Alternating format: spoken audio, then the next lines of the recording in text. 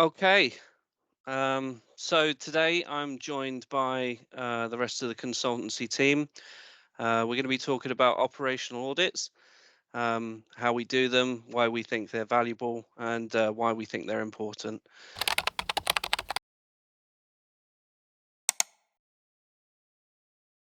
So, an operational audit is a comprehensive review of a business's internal operations and processes. The main aim is to identify risks to profit loss. Um, So think of it as a deep dive into any company's kind of internal processes and workings, focusing on how it conducts itself on a day-to-day basis. To do this, we kind of follow the money approach, where we look at all the way from how stock is ordered, all the way up to how it's reconciled in accounts, and we look for the gaps where you can have profit loss within that. So by conducting these kind of audits, we aim to give our clients the insights to where their risk is, but also using our experience over the years, give them the tools on how to close those gaps to protect their profit. So, who's got a good example of an operational audit that's helped a particular business? One of the ones that I often see where we get requests for is where departments aren't quite communicating with each other correctly, and for no particular reason of enmity or anything like that. But information held on one side of the business is not transferred to business on the other side, to the business on the other side of the business. And we come in and we manage to find that you need that information and you need to ship it over here in that manner. So that's certainly one of the aspects, and I've found operational audits, particularly in that deep dive that you mentioned, can really show where the problems are and how to resolve them. Hmm. I was going to add that I've done a lot of work with tills and analysis of tills. These days, the EPOS systems that pubs and restaurants and hotels are using have so much information on them, and actually, very few people use them, use all the information effectively. What we can do is come in and analyze the data and look for patterns of behavior that would maybe warrant a bit more of an investigation. We're looking at refunds and error corrections and anything that is essentially reduces the amount of money that you might expect at the end of the day. So we can look at best practices on this and then report to you data and show you sort of how it's working, and then leave you with the systems in place and procedures in place to then analyze your till data more effectively moving forward, set benchmarks, what to expect as an acceptable level, and move forward. So yeah, so till work is quite an important part of what we do. Hmm. Okay. Jenny? Yes, I've recently completed an operational performance review that was specifically for a kitchen. They'd had a couple of odd results, particularly low, and they didn't really know where to look for the answer. So we reviewed all aspects of the kitchen operation. Essentially, what someone said earlier, follow the money. We followed the money, and it ended up being a combination of not tracking wastage effectively, having staff perhaps in the wrong areas, and not checking deliveries as efficiently as they were before, leading to potential losses through credits not being requested and stock not being noticed as not delivered. And it generally just created a renewed focus on all aspects of the food operation, which naturally just led to increased GPs, and now they've had a good run of stable GPs, and they know now where to look if they ever get a low result again. They know where the operation might have fallen down during the process.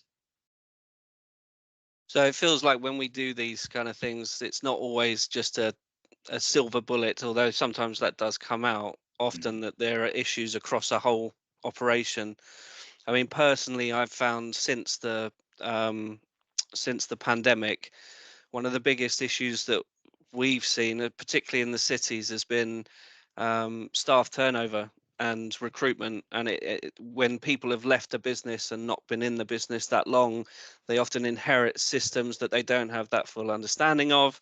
There could just be one equation in one old Excel sheet that will throw everything out. And with everyone trying to keep those plates spinning, they don't have the time to do the kind of deep dive or analysis that we can do.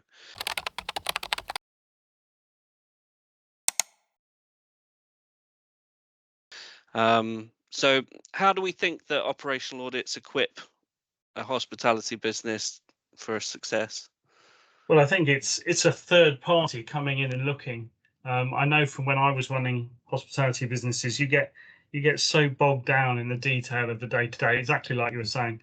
You're sort of stuck in your own little world, and actually seeing what else is out there and what other people are doing.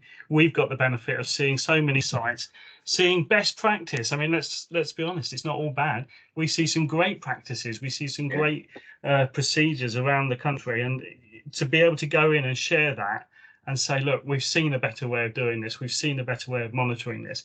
And also, we can analyze data on site. We can go into the kitchens and see levels of waste. We can look at practices for ordering and all the way through the business. And we can say, well, hang on a minute, we've seen a better way of doing this. Or actually, we've noticed a gap in your procedures that could actually be exploited by a member of staff if they were feeling a bit like that. And like you said, there's a lot of staff coming and going in this industry, and not all of them are as honest as we'd like. So putting some standard operating procedures in is a good way of equipping a business, get them ready. We can design the procedure, the process that should happen in a certain situation, and then that gives them something to monitor, or indeed we can go back in and monitor it at a later date. But it's just equipping them and giving them the tools to have the data that we found, how to create a strong, robust process, and how to monitor it at the other end. So we give them the tools to do that. It's great. It's very satisfying work. Don't forget to mention the bins, Duncan. I thought you were going to mention that at some point. I've got a reputation for looking in the bins. I start at the bins and work backwards. You can tell an awful lot. There you go, tip from the top. You can tell an awful lot by looking in the bins. You can see what chefs throwing away, the level of wastage when they're preparing food. If chefs having a sneaky Budweiser at the end of a shift, it happens all the time. Cans of Red Bull, that sort of thing, you'll find them in the bin. It's a great way of assessing. I found one example where a site was ordering sandwiches on a standing order. A huge visitor attraction was ordering sandwiches on a standing order, but so much of them weren't used. They were being binned, and this was hidden from the manager. He couldn't really see what was going on. I emptied the bin, took a photograph, and a lot of things changed after that. But it is, you can tell a lot by looking at your bins. Sorry.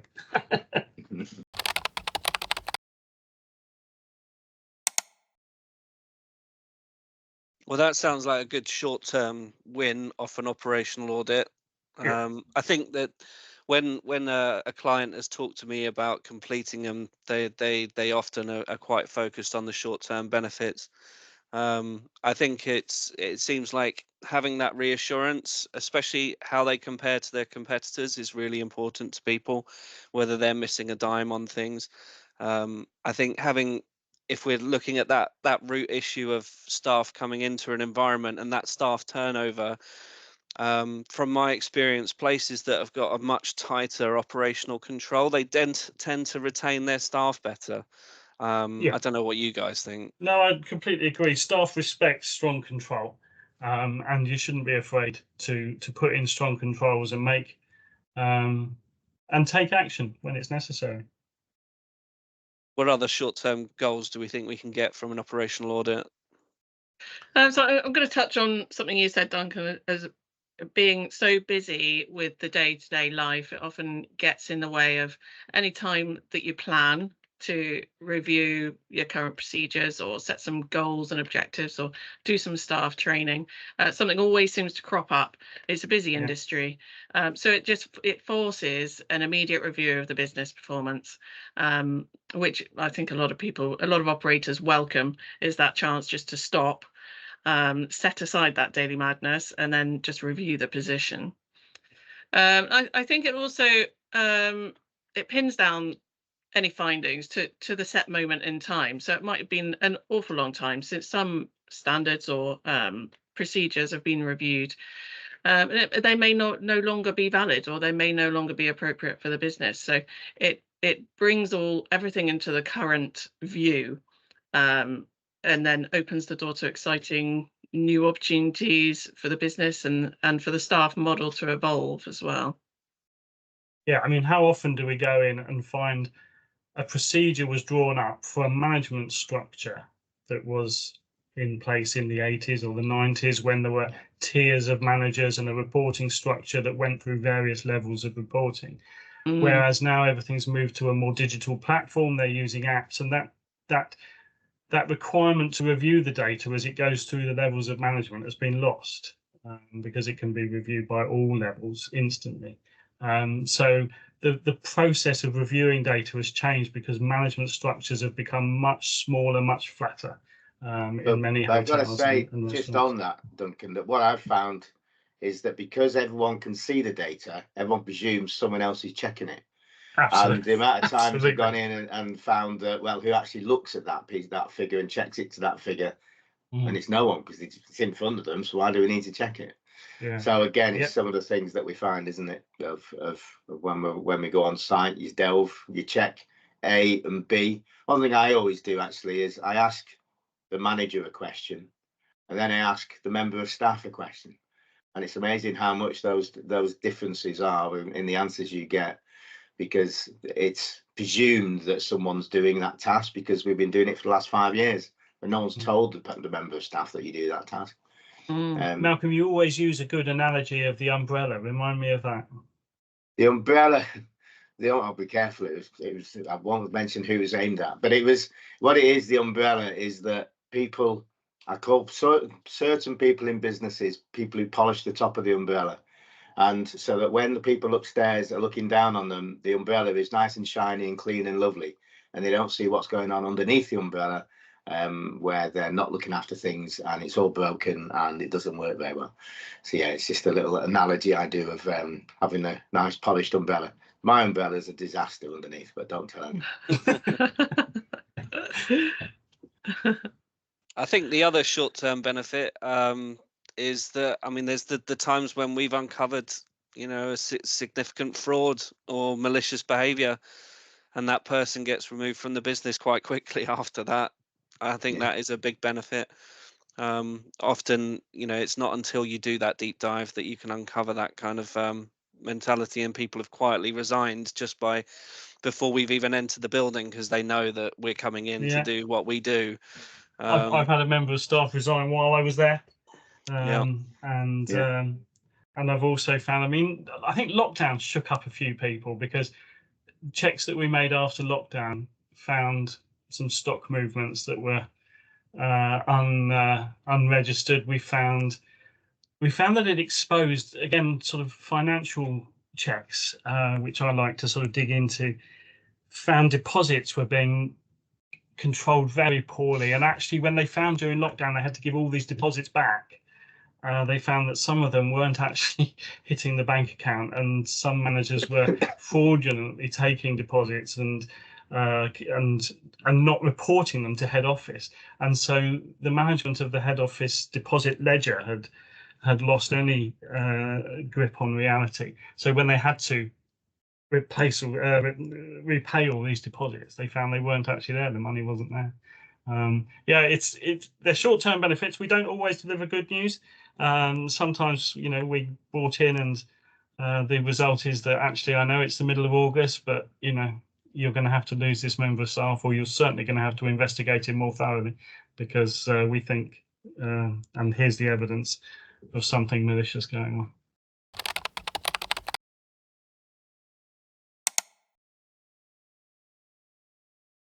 But there's long-term gains as well. And that's the key for the ROI, return on investment, is the long-term gains. It's the short-term gains times 12, because they've got to follow on into the following year, and that's where we get the real benefits.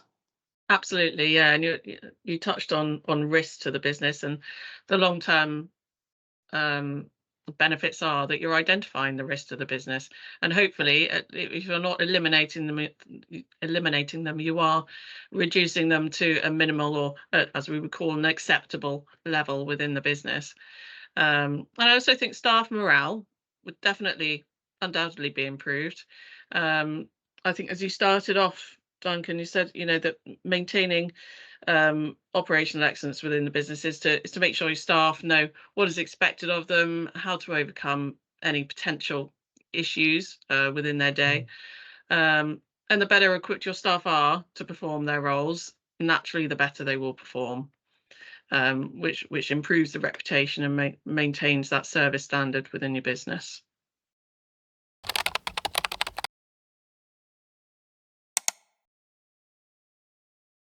One of the things we've seen in recent years is we've been asked to do more operational audits in recent years. And I think we have mentioned COVID and the lockdown, that there's a lot of senior staff left at that point. And one of the things now that our operational audits point out an awful lot more is training and the need of training at different levels through the business. And yeah, I think we've probably got more involved in training than we ever did do. Just because of that reason. Now there's quite a lot of skills left the business, but there's an awful lot of youthful vigor coming through the business, of people looking at things in a different way, and then us trying to help them develop that and train it across the business. And certainly the venues that I go to, where I know that they never stop training, they do some form of training with every member of staff every shift, and those are the venues that are performing in terms of other controls within the business. Their stock results seem to be fine, and that is just an indication that as long as you keep up your training, keep up maintaining your standards, then the results speak for themselves in terms of performance within the business.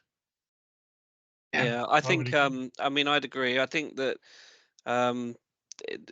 is there a greater need for operational audits nowadays? Then we've identified a couple of reasons why there is this deficit in the industry, in terms of that staff turnover and the changes.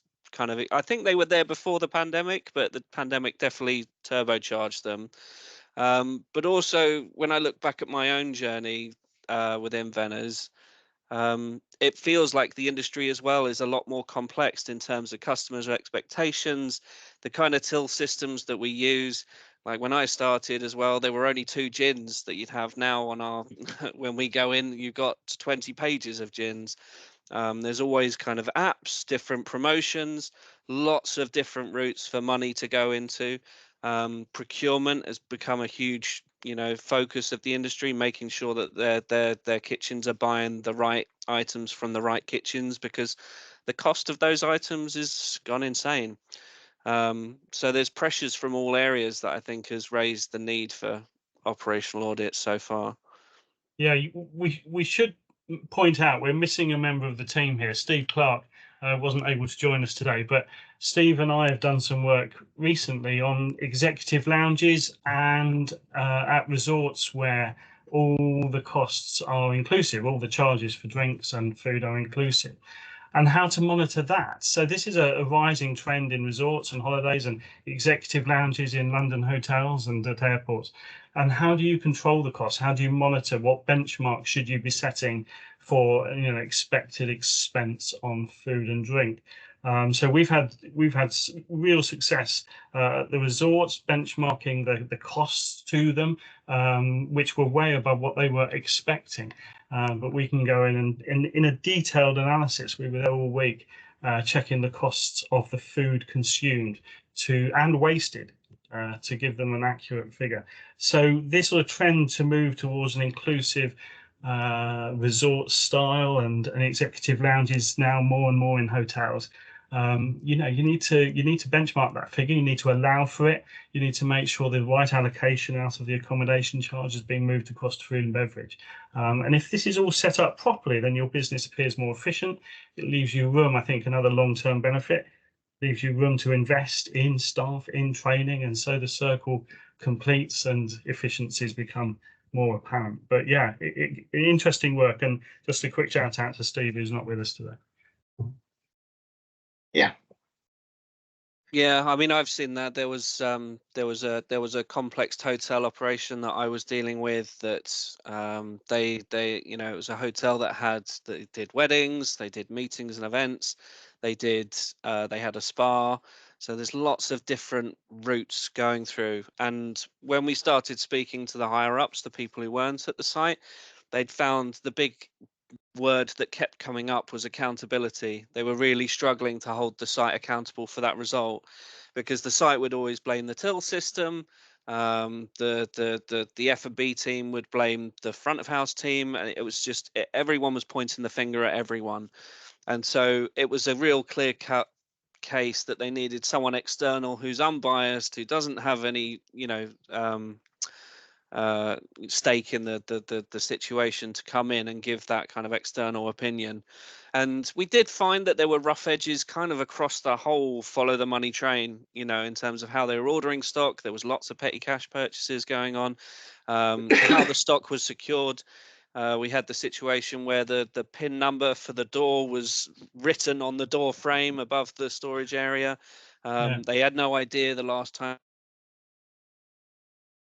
Oh, Were no process for the night team, how they would process payments and things like that. But then it was one of those few occasions where we did find that silver bullet, where we found that when we did that deep dive into the tills, like Duncan has said, we found that there were significant revenue streams that were going to the wrong place. So there was liquor products going into food and food items going into liquor. So that's why we had a bit of a roller coaster graph on our stock reports. So we had that short-term win of like everyone going, right, okay, we know where the problem is. This is how we sort it.